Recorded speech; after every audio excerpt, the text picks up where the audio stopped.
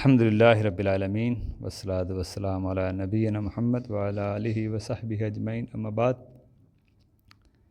حالت حیض میں طلاق دی گئی کا حکم، اگر کوئی شخص حالت حیض میں اپنی بیوی کی طلاق دیتا ہے کیا واقعہ ہوتی ہے؟ نہیں، یہ پہلے ہم نے دیکھا ہے، مطلب اس میں علماء کا اختلاف ہے کہ حیض، نفاس یا جس طور میں بیوی سے جس مہینے آپ ہم بستری کر لیں، کیا یہ طلاقیں واقع ہوتی کہ نہیں؟ اختلاف علماء کا، بعض تو مانتے ہیں، بعض اہل علم نہیں مانتے، لیکن صحیح موقف یہی ہے کہ جو قرآن و حدیث کی مخالفت میں چیز کی گئی ہو اس کا کوئی شمار نہیں ہے۔ جیسے نبی علیہ السلام نے عبداللہ بن عمر نے جیسے بیوی کو طلاق دی تو اللہ کے نبی نے سخت غصے کا اظہار کیا اور کہا بیوی کو واپس لو، لیکن اگر حالت حیض میں طلاق واقعہ ہوتی تو اللہ کے نبی الگ کرا دیتے، کیونکہ جب طلاق واقعہ ہو جائے تو پھر واپس نہیں ہو سکتی، تو واپس ہوئی ہے مطلب کہ اس کا کوئی شمار نہیں تھا، اس لیے تو اس کو واپس کیا۔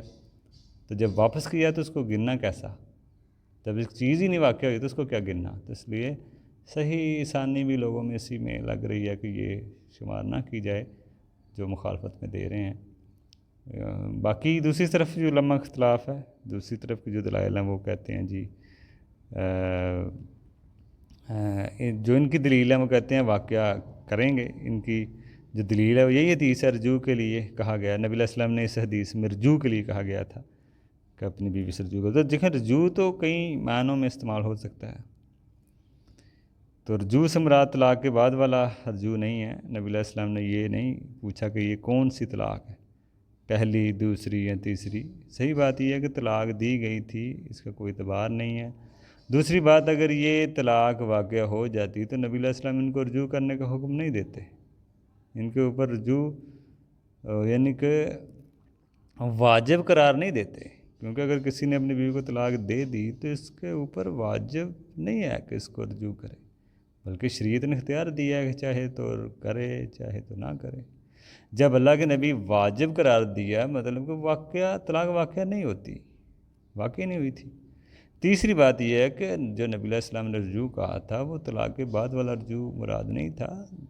رجوع کے کئی معنی ہو سکتے ہیں، ایک معنی کسی چیز کو اس کے اصل حالت میں لوٹا دینا، یہ بھی ہے، مطلب اب بھی اس کی بیوی ہے۔ رجوع کا لفظ نبی علیہ السلام نے کئی موقع پر استعمال کیا، جیسے نعمان بن بشیر والی حدیث میں، ہبہ والے مسئلے میں، خلا میں بھی رجوع کا استعمال ہوتا ہے، لفظ استعمال کیا نبی علیہ السلام نے۔ تو یہ علماء کی اصطلاح ہے۔ اس لیے اسی طرح عبداللہ بن عمر سے کسی نے پوچھا کہ حالت حیض میں طلاق واقع ہوگی، تو انہوں نے کہا نہیں ہوگی، اور نبی علیہ السلام نے بھی اس طلاق کا کچھ نہ جانا، انہوں نے کہا یہ نہیں واقع ہوگی، اور نبی علیہ السلام نے بھی اس کو کچھ نہ جانا۔ ہمیں اس پوائنٹ پہ صحیح بات یہی ہے کہ اگر کسی نے حالت حیض میں طلاق اپنی بیوی کو دے دی تو طلاق واقع نہیں ہوگی، اور شوہر توبہ کرے، اور ابھی بھی اس کے پاس 3 آپشن باقی ہیں۔ کوئی یہ نہ کہ جی آپ کا ایک آپشن ختم ہو چکا ہے۔ اب اس میں اختلاف ہے، علماء اہل حدیث میں بھی اس میں 2 رائے ہیں، پر میرا اس میں زیادہ اسی طرف ہی ہے رائے کہ آسانی لوگوں میں بھی اسی طرف ہی ہے، اور بظاہر حدیث میں بھی یہی نظر آ رہا ہے۔ نبی علیہ السلام نے غصے کا اظہار کیا اور واپس کر دیا۔ اب ہمیں تو اس طرح کرنا چاہیے نا، کم از کم اتنا تو کریں اہل علم کہ فتویٰ دیں، اپنی بیوی کو واپس لیں، واجب ہے۔ اس طرح پھر بعض تو پھر واقع کر دیتے ہیں طلاق، تو بیوی کو واپس کریں نا، شوہر کے اوپر شمار بھی اگر کرنی جو کرتے ہیں وہ بیوی کو واپس تو کریں نا، آپ پہ واجب ہے۔ جیسے نبی علیہ السلام نے کہا واپس لو بیوی کو، تو آپ بھی واپس کریں اس بیوی کو۔ جب شوہر طلاق دیتا ہے تو اس کو کہے اپنی بیوی کو واپس لو، واجب ہے آپ پہ، وہ اس حدیث کو سامنے رکھ کے۔ تو یہ اس میں لوگوں کے لیے بھی آسانی ہے، لوگوں کو بھی بدل چاہیے کہ وہ ایسے مسائل سیکھیں تاکہ خود بھی پریشان نہ ہوں، خود بھی قرآن و حدیث کی مخالفت میں کام نہ کریں، اور علماء کے نزدیک جو اختلاف شروع ہو جاتا ہے اس طرح کے جو مسائل کو لے کے، تو اس پہ وہ بھی مسئلہ نہ بنے۔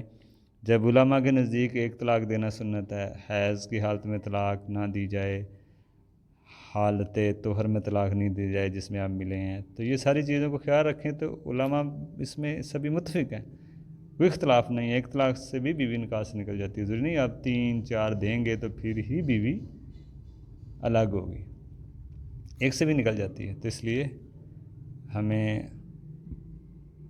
تو اس میں ہم دیکھتے ہیں، باقی حمل میں بھی کوئی طلاق دیتا تو ہو جائے گی، حمل کی حالت میں بھی طلاق واقعہ ہو جائے گی، اس میں کوئی مسئلہ نہیں ہے۔ اور اس کی عدت کیا ہوگی، اس کی وجہ حمل ہے. جب بچہ پیدا ہو جائے، چاہے ہفتے بعد ہو جائے، دوسرے دن ہو جائے، شام کو ہو جائے، گھنٹے بعد ہو جائے، آدھے گھنٹے بعد ہو جائے، 8 مہینے بعد ہو، وہاں سے وہ رجعی میں رہے گی، اس کے بعد وہ نکاح سے نکل جائے گی. یہ مسئلہ ہے. باقی ہم انشاءاللہ آگے دیتے ہیں. اگر کوئی شوہر پاکی ایسے طور میں تعلق قائم ہوا ہو، اس میں طلاق دے، اس کا کیا حکم ہے؟ حیض کا تو ہم نے دیکھ لیا.